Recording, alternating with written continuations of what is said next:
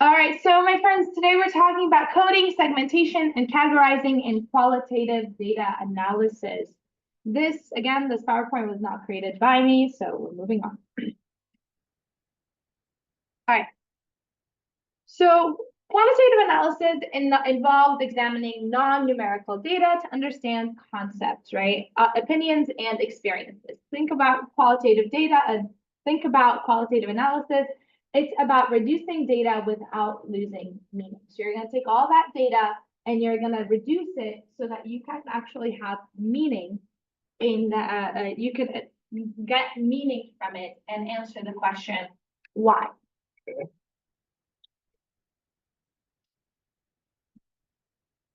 So qualitative data analysis is the process of examining and interpreting non-numerical data, which we all know at this point. What's non-numerical data?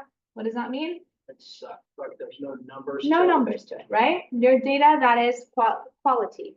So to understand the underlying meaning and themes and patterns, that's the point of all of this. So this type of data is often used in fields like marketing, psychology, social work, and so forth, which we all know. All right, so some of the characteristics within marketing, you're looking at customer feedback, you're looking at open-ended survey responses, you're looking at complaints, you're looking at chat messages and social media posts, you're looking at interviews, and you're looking at case notes. And all of these can be a tremendous amount of information. And the idea is to be able to look through all this information and to extract the meaning that you need to get out of it, all right? So we're taking all of this and we're putting it into something that matters. You're looking in these things, you're looking for richness and depth of the data, of the human experience, things that numbers cannot express. You're looking at the contextual understanding, and you're looking at flexibility, which is data collection that can be adjusted based on the research context. And so I'm going a little bit quickly with all this stuff because I think we've gone, you guys know all this at this point, more like review. Great.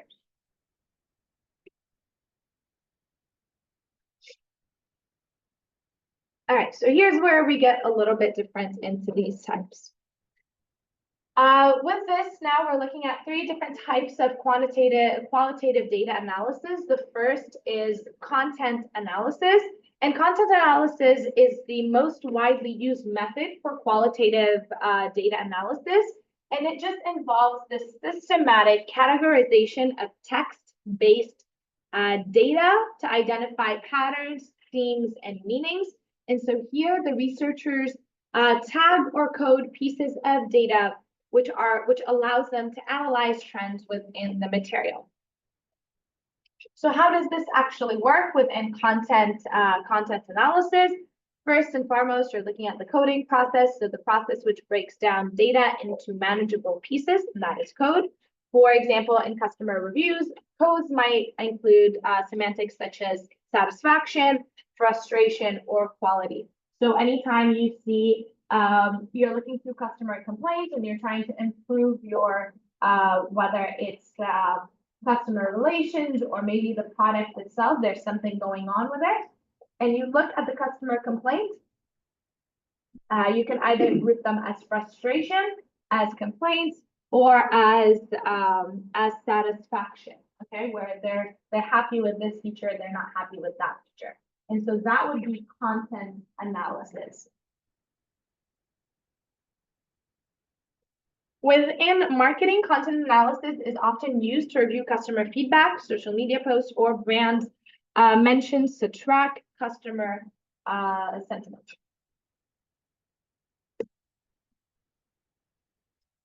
The second one that we have is narrative analysis.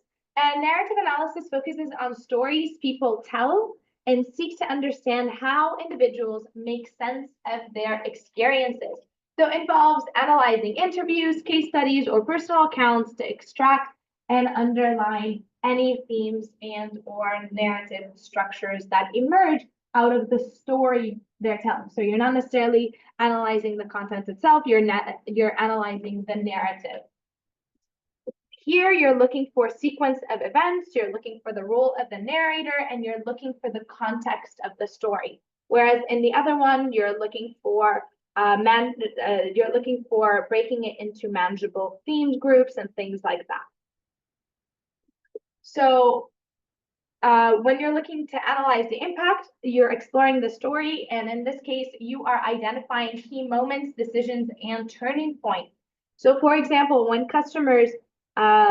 you're looking at customers' decision to buy a product, narrative analysis would involve looking at why they chose it, how they evaluated it, and whether they'd buy it again.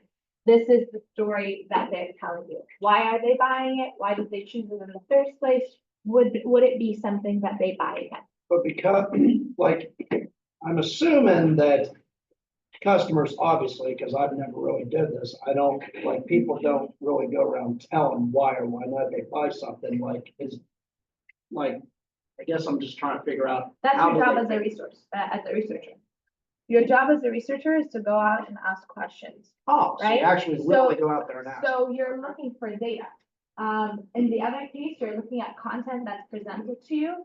That could be social media posts, that could be content like the ones you're finding for your surveys, Mhm. not surveys, for your research, right? Okay. Things that are already out there that you're categorizing and you're managing with the data, whereas narrative story, you're going out and you're asking for stories. Tell me why you bought this product, Okay. okay?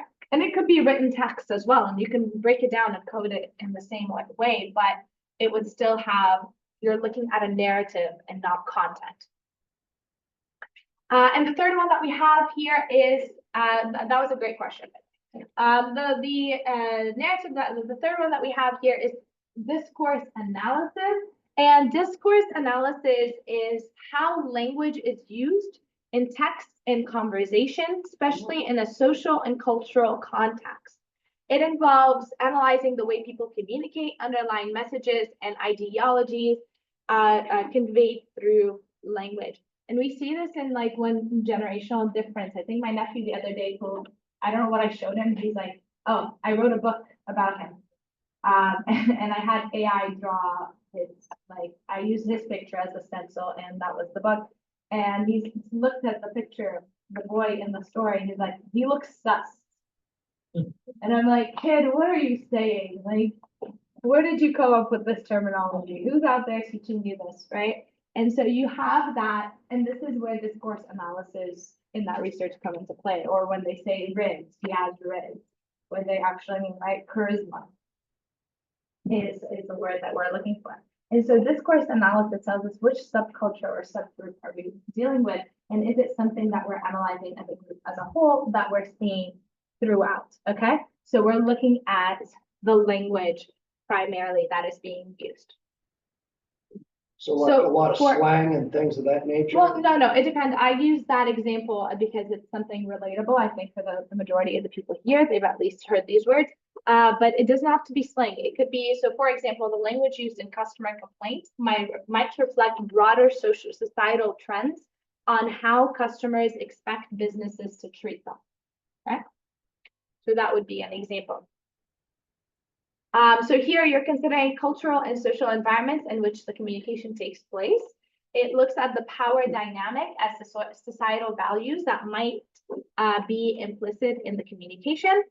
And this type of analysis often uncovers certain ideas like gender roles, racial identity, or brand loyalty through the language that's constructed. So there's, when you think of a tissue paper, what do you call the box? It's a box of what? What's the brand? Kleenex, right? So how often have you went somewhere and asked, hey, do you have a Kleenex? As a representative of the entire tissue paper industry, right? But the truth is that's just one brand representing it. So that kind of gives you, when you say things like this, oh, can I have a Kleenex, please? What you're really saying is, can I have a tissue paper? But that also reflects a brand loyalty to a certain degree, or an implanted, a brand that's been implanted in your mind that just kind of exists, right? Like when you vacuum, in growing up in Lebanon, we used call it Hoover. You guys know what a Hoover is? It's a brand of a vacuum, but they don't call it, generally speaking, they don't say, oh, I'm gonna Hoover the place. They'll say, I'm going to, I'm gonna vacuum the place. They'll say, I'm going to Hoover the floor, right? And so that is a brand that would be based on discourse analysis. So if I'm getting all these things talking about Kleenex, or talking about, or when you say, can I get a Pepsi and you get a Coke, does that make sense? So if you're getting a set of these data and it's all of them are using the word Kleenex, or all of them are using the word Pepsi or Hoover or whatever, then you see that what you're doing is discourse analysis. What about Kleenex makes it so memorable in people's minds? Yeah? Okay.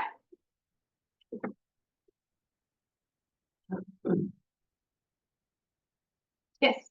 Would you use like all of them together or just for like whatever you're? No, you could use all of them together. You could use multiple of them. Another example of discourse analysis would honestly be when talking about tax collecting, for instance, people say IRS, which is just federal taxes.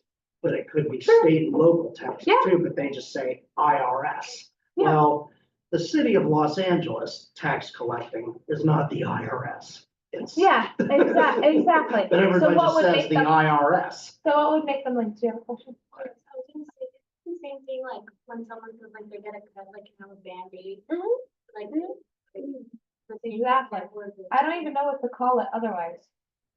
What do you call it otherwise? What is it? Band-aid, she adds that a Band-Aid, that's true. Yeah, because that would be exactly it. And it's so ingrained that it's like, oh, or a Ziploc, right? Can I get a Ziploc? And you Or even a actually- Xerox, like. Yeah, They'll- can I They Xerox? used to say copy machine, but I just say Xerox. Yeah, exactly. So if you're getting this stuff and you're looking through this, and you're analyzing your data, that would be a discourse analysis where you're looking through like. Sounds what like words you are gotta they really be using? able to read and between so the forth. lines for a job like that, huh? Well, yeah, as a whole, that's kind of the point of all of this. If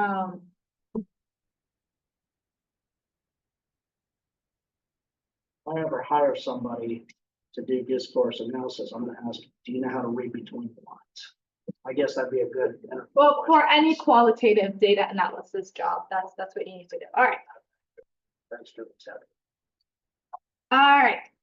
So, next up, the next two that we have are framework analysis and grounded analysis. Framework analysis is a structured method of analyzing qualitative data. And this is developed specifically for applied policy research, but has since expanded into other fields as well. And it involves using predetermined set of themes or concepts to organize and to classify the data. So this framework helps guide the analysis and interpretation, ensuring that research remains focused and systematic. There's a particular framework that's already been set. Everything has to fit into one of these categories that they have predetermined in this. And so a framework is created based on prior knowledge, existing theories, or primary findings. So things that they've already found out before, but they're deepening their research and they kind of put it into these categories that say this, and that, right? This is where this belongs, this is where this belongs, and this is where that belongs. Make sense?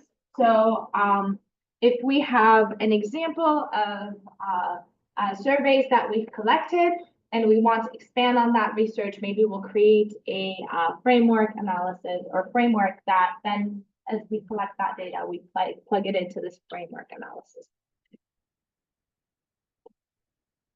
And within coding, it's coded based on the framework. So it involves assigning parts of the data, such as phrases, sentences, or paragraph, to a specific category within the framework. What kind of methods are used to do that? It's all the same methods: interviews, data collection, things like that.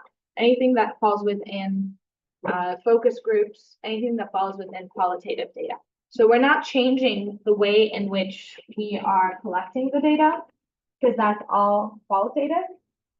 we are changing the way we are utilizing certain techniques to go through the data and understand the data better and be able to qualify it and analyze it so that we can extract the meaning, right? Are we gonna be going into detail on any of those techniques at all during this course? But these are the techniques. Did you have something else in mind? Well, I mean, like, I guess I get, for some reason, I'm kind of having a hard time visualizing it as if it was my job on the real world on the Well, outside, you know, okay. like, what would I be doing? This is, How would I be conducting business? unless, this isn't a conduct business job. This is a data analytics job. So it's not like you are opening a company or you're opening a firm or whatever, and you are doing this. This is if you're running a research, Mhm. if you're running surveys, if you're running interviews, focus groups, if you get to a point in your business where you are doing that, or before launching your business, this is where you use this technique.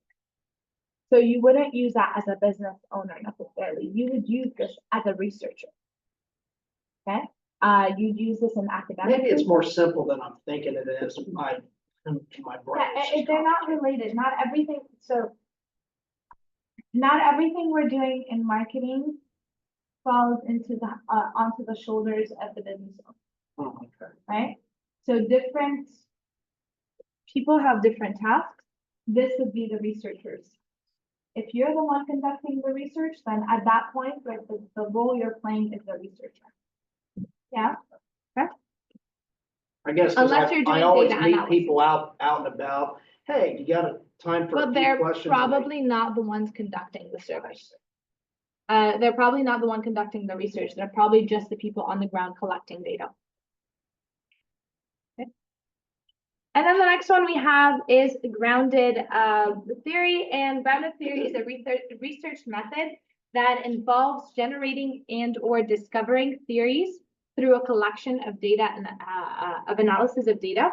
So the theory is said to be grounded in the data, meaning that it is developed inductively from raw data rather than starting at a pre-existing idea. So the whole concept is that as you go through the data, the theory emerges. Okay? So you don't have a pre-grounded theory and you're collecting data to see if this is true or not. You essentially have a research idea. You go out and research it, and as you research it, you become more grounded in the data, and the data is what's driving this. So as new data is collected, it is compared to existing data to see if it fits into the code and categories already established, or if a new category needs to be created. And as categories emerge, as codes and categories emerge, the researcher begins to develop a theory that explains how different aspects of data relate to each other. Questions? How are we feeling? All right. Very curious on my part. Good. It's a good place to be. All right. So in qualitative research, data comes from various non-numeric sources. These types of data typically include interview transcripts, field notes, documents, and artifacts. So physical objects or visual material that can be analyzed for symbolic meaning or textual relevance. Sign labels. So you look at that, you look at all the research, the qualitative data and qualitative research, and you come up with coding. And coding is essentially, as we said before, it is assigning a label or a code to segments of data. So a word, a phrase, or a sentence. So the length of the code can vary depending on the complexity of the data. So it can be a single word like frustration, or complaint, or satisfaction. Or it could be a longer descriptive phrase like lack of access to resources.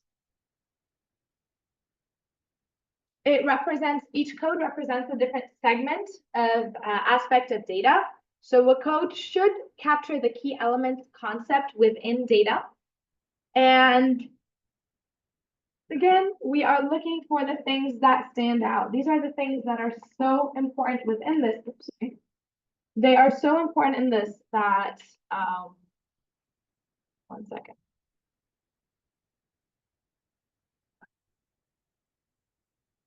They're so important that they are the things that are emerging, and these are the things that are standing out. So how it works in initial codes or initial coding, in this phase, the researcher goes through the data line by line and assigns labels or codes to sections that seem relevant. We kind of went through this process last time, right? We went through, remember the visual that we saw last time? Kind of. Okay. Which is we begin by looking at the data, then we narrow it down, then you have those 20 to 30 themes, then you end up with like 5 to 7 themes that you're like, these are the categories as you go through.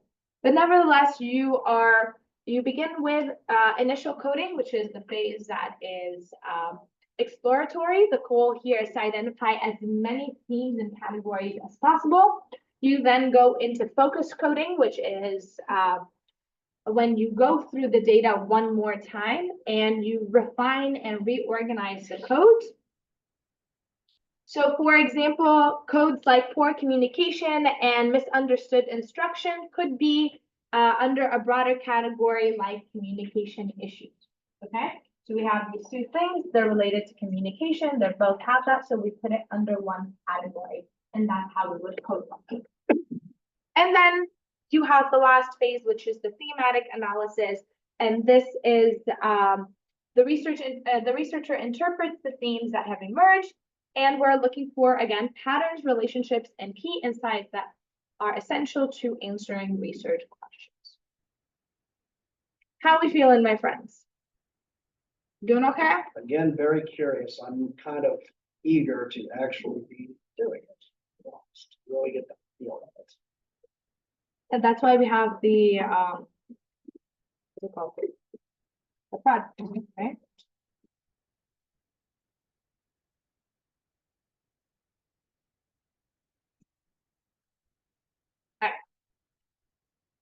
So this slide is essentially a visual overview of the coding process, and it breaks down the process from the initial coding phase through to the theorizing, so highlighting the journey from concrete data to abstract theory development.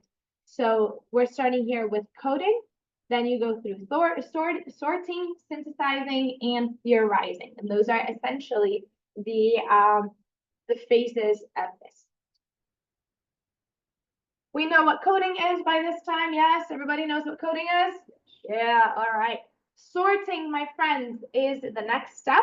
And we're sorting things into categories and codes, and we're focusing on organizing similar codes into broader groups or clusters. This is, again, where we're looking for, you went through, you coded it, you figured out there's like 30 codes within your data. Now you have to sort it into the right boxes and the right categories of things that belong to each other. Here's also where you create a organizational structure.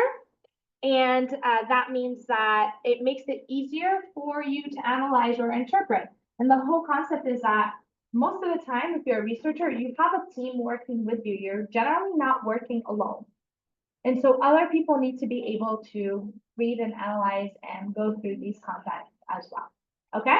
So you're creating that for them, organizational structure.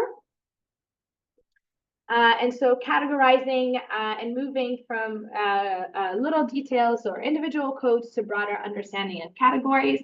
You're then synthesizing, and once the code have been sorted into categories, this is when this happens. And it involves identifying patterns and relationships between categories to create a larger theme. How are all these categories related? Okay, how are you looking at these categories and how do they connect to one another? Cool, because that connection that you're looking for, that's the theme, okay? That's how when you go through the data that you're collecting, this is how you'll be able to see, oh, okay, well, this is why this is in existence. Which, by the way, also links well to your personal lives as well. You're looking for themes or trends or things that are happening around you in your behavior as well. you can treat yourself as a qualitative research project, and this is how you can change your behavior as well, based on the themes that have been emerging by categorizing your behavior into these boxes. And the purpose of this is to gain a deeper understanding or deeper insight into more and looking at the data at a more conceptual level, understanding the differences in the different parts and how they relate to each other. The last one that we have is theorizing, and theorizing is the final step of the coding process, and it involves developing theories based on patterns, themes, and relationships identified during the analysis. The theory is abstract or general explanation that is grounded in data, and as you can see, you start off with real or particular, which is something tangible. You start out with people's words, right? You start out with interviews. You start out with communication between you and the other person. Yes, this is the data that you've collected. That's something real. And as you go through it and you get to that theme, it becomes more abstract, which means that it's not as tangible as it was in the beginning. However, if you want to track it backwards, you'll be able to find the reason why, the logical reason why we come up with a certain theory is because X, Y, and Z. And so it's grounded in data. Yeah? Make sense? How we do it? Good? Okay. I know it's a little bit harder to do like data analysis, and you think, okay, well, how do I actually implement it? Like all of these are like good ideas, but I'm hoping that this kind of brings it closer to you guys as you're doing the project that you have to do. For some reason, I'm getting the feeling that the difficulty in it is actually the simplicity. Have you ever been in a situation where something is really more simple than you think it is? Yes, and you are probably right in that sense too. Somehow I'm getting those vibes right now. That, this is gonna be more simple than I thought, and that's the difficulty. Yeah, it's a straightforward process, but the process itself is tedious. Yeah. So because there's usually a high quantity of data, you then have to break that data down, and that takes time, and then you have to So it's go not, through it. and then when that normally happens, boredom unfortunately gets set in sometimes, which I'm pretty sure that do a lot of researchers experience boredom sometimes when doing their job? I don't know. I think some people are excited to see the data and how it comes to fruition. If you are the researcher and it depends on where you are in the stage of your research, it's actually pretty exciting to see how. So even though it's tedious, it's still exciting. It's exciting. I think going through it and finding the trends and finding things like that. I like it. I mean, I got a feeling I would too, but I like to ask these questions so I can kind of get an idea. It's problem solving. That's what it is. It's problem solving. It's looking at. I actually like problem solving, so. It's looking at the situation, understanding, well, why? Why do customers buy this product versus this one? Why are they, in the case, and I think I mentioned the dating project that we're working on, why do people keep downloading dating apps and then deleting them and then re-downloading them and deleting them, and what's going on, right? And then you find the answer. I got a and good these are answer actually, for that. well, data speaks, well, the data that we've collected actually speaks volume, right? And so essentially it's not my answer, it's what is the data telling me? Because it could be that I have a biased view, and that's the truth, is that we all see the world from our perspective. Yeah. Yeah? Okay. Makes sense.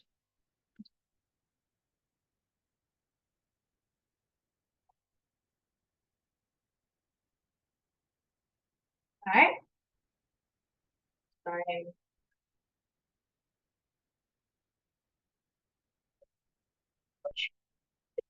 Bless you. Thank you. I hate allergy season. All right. So again, this is a more focused way of looking at what we were looking at earlier. This is the coding essentially is the first cycle of code. Coding is the first part, and then the first cycle of coding is the initial stage of qualitative data analysis when researchers apply a variety of code methods or coding methods to break down the data into raw meaningful units. And so these methods are flexible and they allow the researcher to choose the code technique that best fit their research questions. So these are the different types of coding methods that you could use. You could use quite a few of them. Is this too small? Maybe just a little. No, we're good. All right. So essentially, you could use a variety of those, or you could use one of these to be able to go through your first cycling method, your first coding cycle. Attributes focuses on identifying key descriptive information such as about the data, such as participant characteristics. So age, gender, location. This is essentially you're looking for demographics in one way or another. Descriptive coding involves summarizing the basic topic of the passage of data in a word or short phrase. Descriptive coding is a straightforward way to label data based on its content. Can you name different spices? Thyme. Okay, not all of them. Anyone, someone else? We got time. What else? Cinnamon. Cinnamon. Dang it. Cinnamon. Yes. What else? Paprika. What do we got? Cayenne. Black pepper. Turmeric. Anything else? Garlic. Garlic. Italian herbs. Dill. Right? Where do you put all of this stuff in the kitchen? In the cabinet on a what? Spice rack. Spice rack, right? So essentially, there's a ton of cabinets in your kitchen, and there's a ton of different spices, like garlic, paprika, cinnamon, all of these things, turmeric, all the ones that you just listed, and they all are under the category of spices, and they all belong on spice rack. Okay, so essentially, what you're doing with coding is the same thing. You're going through your data, and you're like, okay, well, this is a spice, this is a spice, this is a spice, and all of these spices belong on the spice rack. So they all belong in that category. Yeah? Nice. Makes sense? Cool? All right. So that would be descriptive coding. Emotion coding, you're coding for emotion. Yeah? Anger, frustration, happiness, all these throughout. Evaluation coding is used to assess data in terms of judgment or opinion, often reflective of how participants evaluate an experience or phenomenon. So something is a positive experience, a negative experience, needs improvement, so forth. In vivo coding is a technique this technique uses the participant's own words as a code. It's practically helpful for preserving the participant's voice, and it's commonly applied in studies that focus on narrative or discourse, because that's when they are telling the story. Okay? Narrative coding, you are capturing the sequence and the structure of story pattern telling, so identifying key moments, turning points, and overall narrative. We skipped one. Magnitude coding is assigning value or scale. So on a scale from 1 to 5, which one's more intense? Okay. Process coding, you are coding, tracking actions and interactions. So identifying sequences and steps participants take. This is really good for cause and effect. Values coding is where you are focusing on participants' values, beliefs, and attitude as expressed in the data. Sorry, and then theming data focuses on identifying broader themes that encapsulate the meaning of the embodied or embedded in the data. So instead of just labeling individual codes, the researcher is looking to create an overarching theme.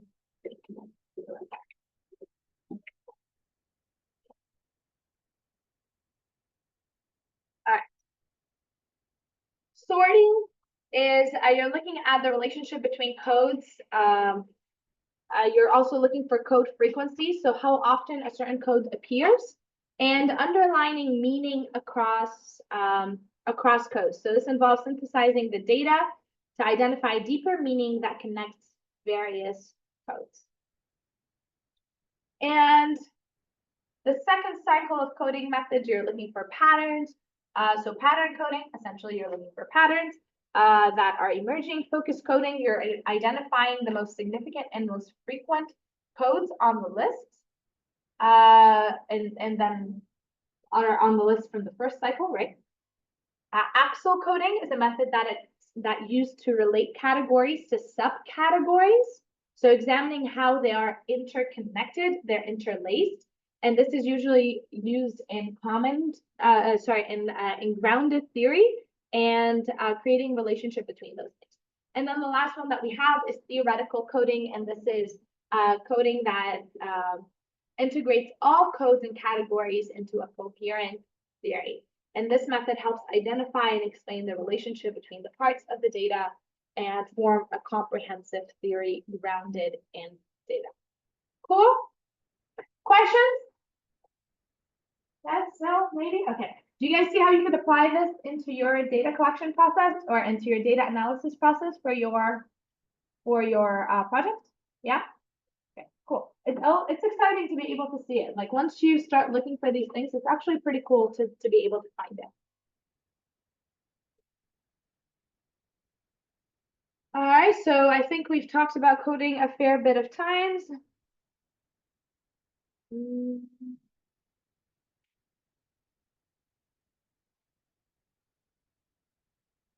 So some key points in coding, again, first phase in data analysis, you're looking at going through and breaking it down into manageable data.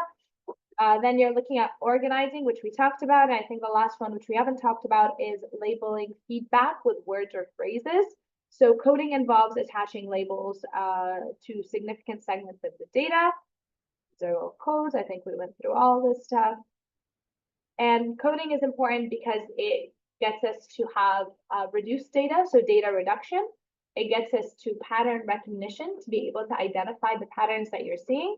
It gets us to do a framework for analysis. So once data is coded, it provides the framework for deeper analysis.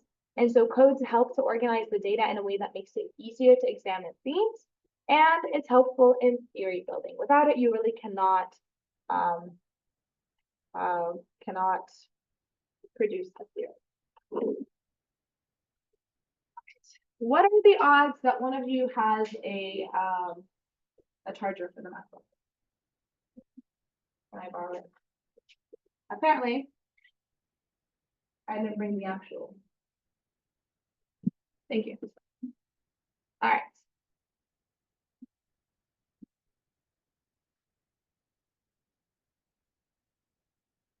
All right, so coding research involves testing pre-established hypotheses and theories. Thank you so much.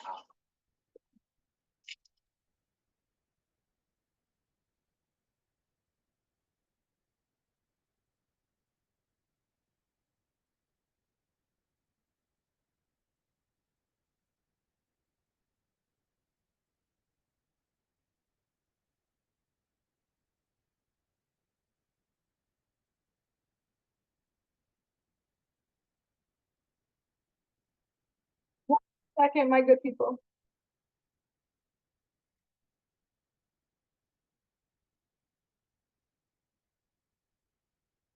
Yeah, I'm normally more organized, but I want to say that would be a lie. So, thanks for hanging in there, guys. All right. So, we're talking about here origin of codes and qualitative research, and there are two key approaches that we're talking about, which is confirmatory research and discovery research. Confirmatory research involves pre-testing or pre-establishing hypotheses or theories. So in this approach, you already have a clear idea of what you're investigating and the coding process that will follow. And so predetermined codes, you already understand that each category will go here. And so when you're doing conceptual framework, this is usually the case. And then you have a framework development based on the codes that you've already created. So a good example of this is, imagine a researcher testing a theory about employee motivation. In this case, the researcher might already have the categories like intrinsic motivation. They might already have categories like extrinsic motivation. What's intrinsic motivation? Intrinsic motivation comes from inside, okay? Extrinsic motivation comes from the outside. So intrinsic motivation would be, I want to change my lifestyle because I need to be healthier for me. Extrinsic motivation is that if I do my chores, my mom will give me $10. Okay, so that would be extrinsic. So if you are doing a research or trying to understand employee motivation, then, and you've already categorized things like, is this intrinsic or extrinsic? That is already pre-established codes that you're going to put things into these categories. The purpose of doing this in confirmatory research is to be able to confirm or validate a theoretical model or a hypothesis or assumption. So we're trying to make sure that what we're doing is correct, and or we're trying to replicate a study to make sure that it is consistent. Like I've said before, I really like the way Thank you. I'm serious. I mean, Thank you. It's very sweet. Thank you. I'm just being honest. All right, and so then we have, thank you. Then we have discovery research, and discovery research is exploratory in nature, and it involves gathering new insights or developing theories based on the data itself. So as you're going through this data, you're exploring through it, and you're discovering what is hidden. What are the things that are hidden there that you may have not seen before? And by the way, you can do this in other places as well. Like you can do, as you're doing confirmatory research, you may able to find, as you're going through the research, you may end up discovering new things. Like, oh, well, this is as a result of that, and we didn't account for it before.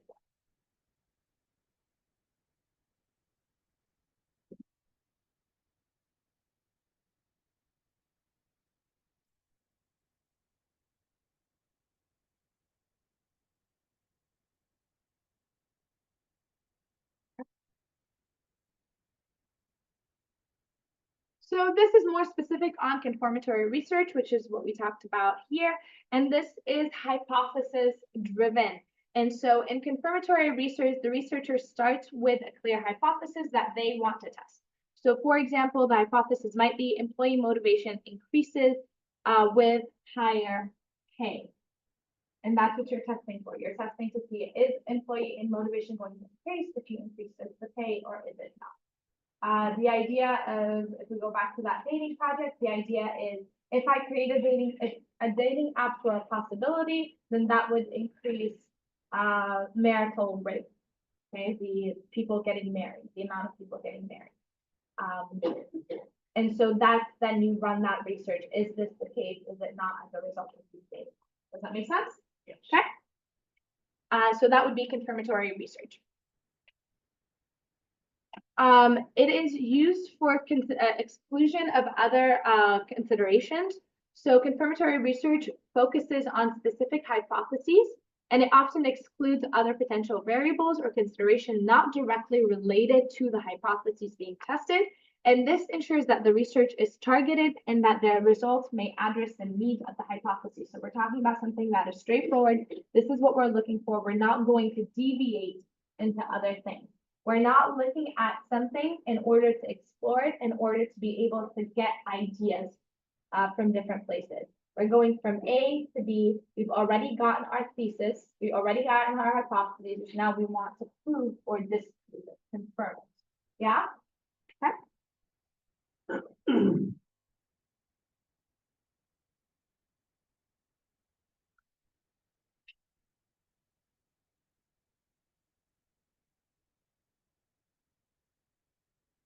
bet law firms probably hire a lot of people that just do research for them, like whenever they got. Isn't that the job of a paralegal? Yeah. Paralegals, I don't know, right? Paralegals usually do the research on cases. I don't know. I could be wrong. I've heard cases like that. I don't know, to be honest. I have never looked into it. All right, and so confirmatory research are questions are typically close-ended, and so this is because the research is designed to produce significant, specific answers, typically in the frame of yes or no. And close-ended questions are useful in confirmatory research because they help test a specific hypothesis. Close-ended? Yes.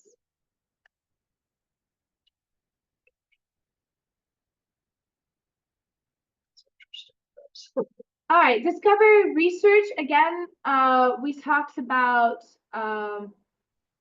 theory generation, where you're looking into this and you're kind of trying to find out what theories are there.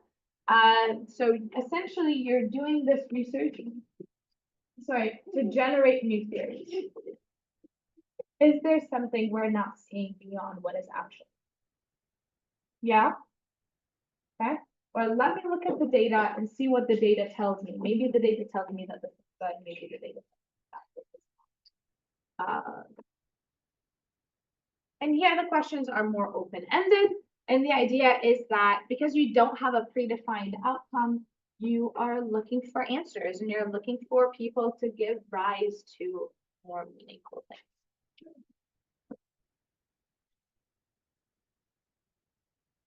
Very intrigued by how a lot of times closed-minded answers aren't given, because to be honest with you, Close-ended or close-ended. are different than closed-minded. Yeah. I guess I just like. Closed-ended are yes or no questions.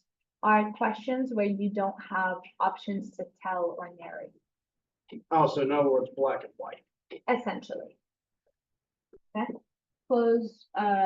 Closed-minded could be as relative on a spectrum of what you're looking at, how society views things, and how much knowledge a person has. But that closed-minded is not a research thing.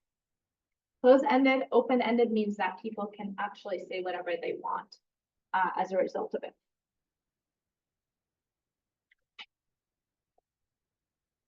There are different types of coding, right? Which we kind of talked about earlier, but nevertheless, we have open coding.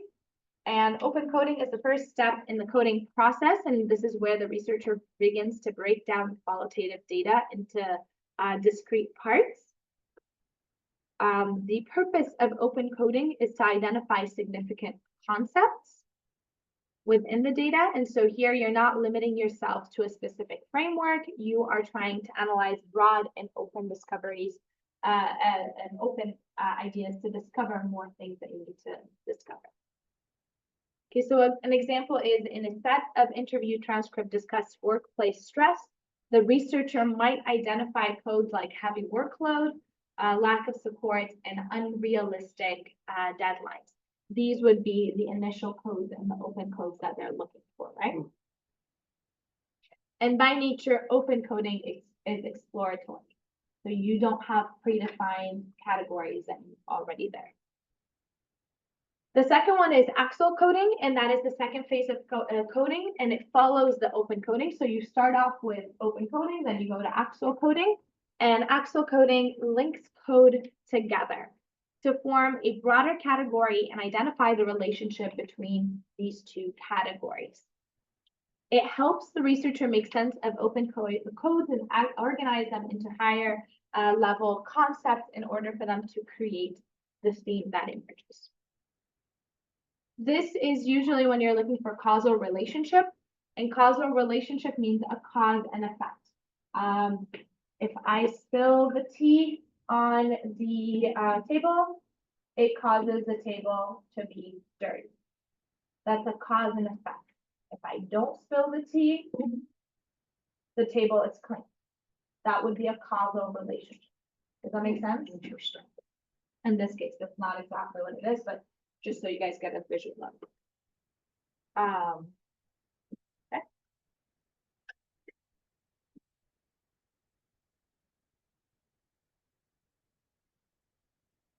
I guess So if the code, sorry, what is it? what I was alluding to on the close-ended one was, I personally hate it when I get close-ended answers, like when I'm asking questions. It depends on if you're trying to open, have a conversation or not have a conversation. So, yeah. Okay. So for example, codes that we talked about earlier, like heavy workload, lack of support, unrealistic deadline, might all be grouped under a broad category of work load or workplace stressors.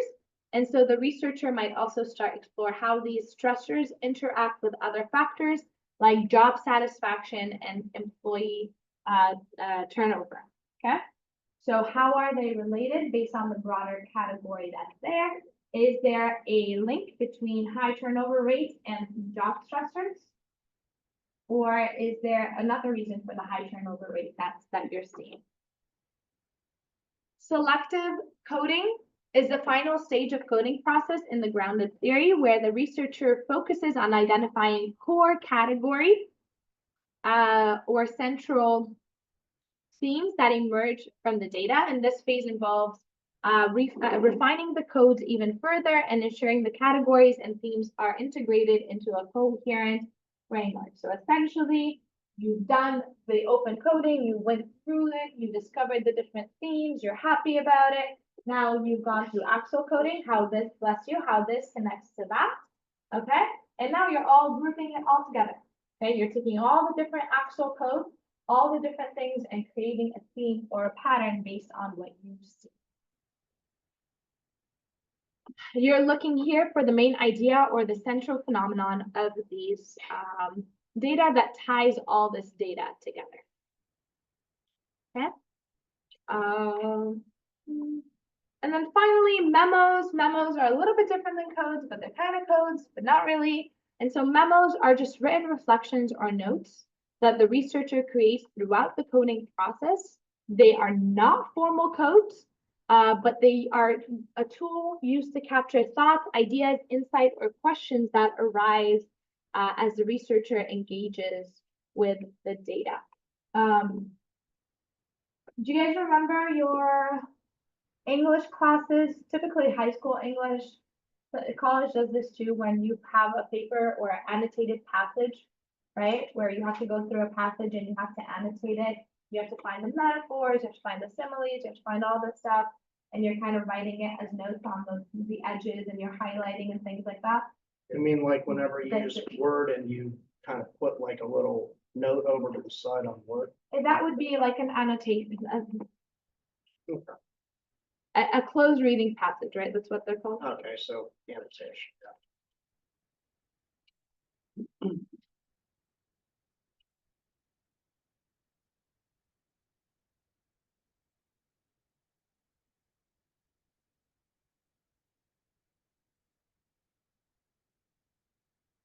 What are they called? They're not called closed reading. What are they? Where did they find those? Not the Cornell notes. Cornell notes just they're notes that you're taking. This is I guess I've just never really wrote anything off to the side like that. I always write. okay, something like this, right? Oops, sorry. Oh, So this would be an annotated text annotation from Romeo and Juliet. That's fine. All right, this one.